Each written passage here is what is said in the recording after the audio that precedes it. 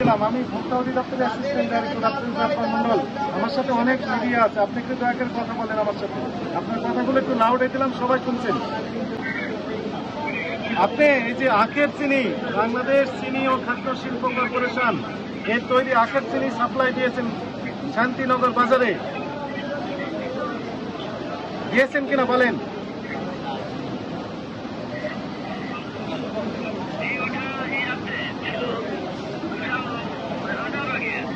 আচ্ছা, আপনি ঈশান food সাপ্লাইয়ের cash মেমোতে এই চিনিগুলো সাপ্লাই দিয়েছেন, আমাকে একটু দয়া করে বলেন এটা কি বাংলাদেশ চিনি ও খাদ্য শিল্প কর্পোরেশন থেকে তৈরি করা না নিজে তৈরি করেছেন এই প্যাকেট?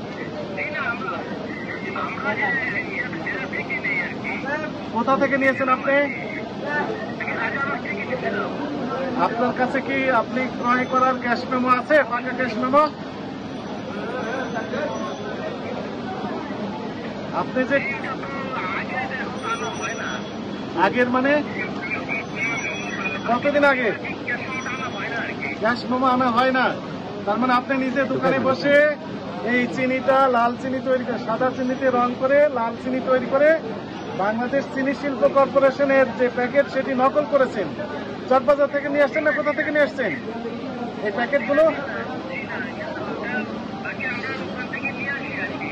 ওই চকবাজার থেকে নিয়ে আসেন।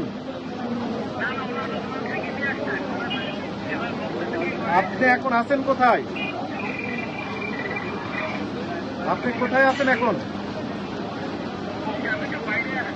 দেশের বাইরে না দেশের ভিতরে?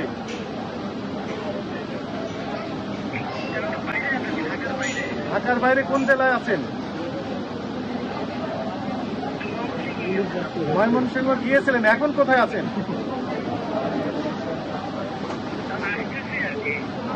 আসছেন, আমাকে বলেন। আপনি বলেন যে বস্তা কিনেন, কোথা থেকে চিনির বস্তা কিনেন?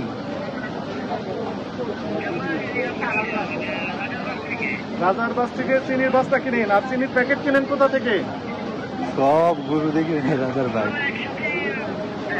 একসাথেই দেয় ওনারা, বস্তাও দেয় প্যাকেটও দেয়।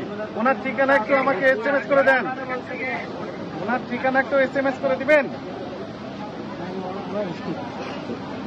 ওনার ক্যাশ মেমো তো দেয় না আপনি বললেন, তাহলে ওনার ঠিকানাটা আমাকে একটু SMS করে দেন।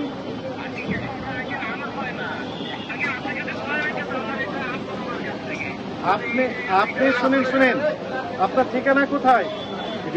AGB colony. আপনার হচ্ছে 58 মুক্তিযোদ্ধা market, AGB colony, Motijheel, Dhaka. এই ঠিকানায় আপনার দোকান আছে না নেই?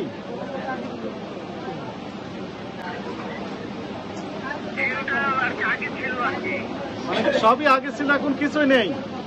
আপনি এই ঠিকানা ব্যবহার করেছেন কেন ক্যাশ মেমোতে?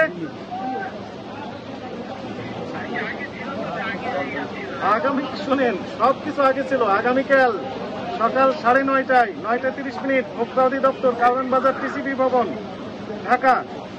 এই টিসিবি ভবনের লিফটের 8 এইখানে আসবেন। আমার এই যে নাম্বার, ব্যক্তিগত নাম্বার দিয়ে আপনাকে ফোন দিলাম। আপনার কাছে যত ডকুমেন্ট আছে সবগুলো নিয়ে আসবেন, হাজির হবেন। আপনার কাছে আমার কিছু তথ্য জানার আছে আরো। এই সরকারি চিনি বলে আপনি নকল চিনি বিক্রি করতেছেন, সোর্স কোথায় থেকে পেয়েছেন এই বিস্তারিত জানতে হবে আপনার কাছ থেকে।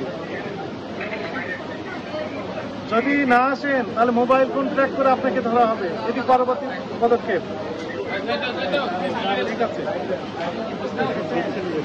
ঠিকানা ভুয়া, ঠিকানা ঠিক নেই।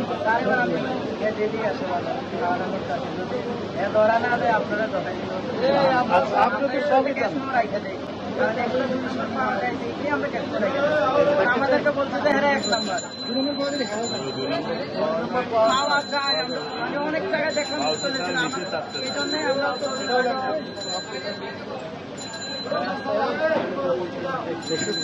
সরকারি মূলকে দায়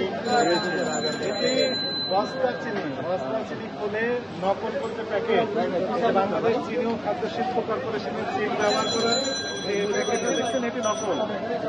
এটি চিনি ভর্তি করে আপনারা বিক্রি করছেন।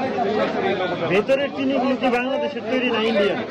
এইটা পরের কথা, সেটা এখন ওনার কাছে জিজ্ঞাসাবাদ করলে পাওয়া যাবে যে আপনি কোথা থেকে চিনিগুলো পেয়েছেন।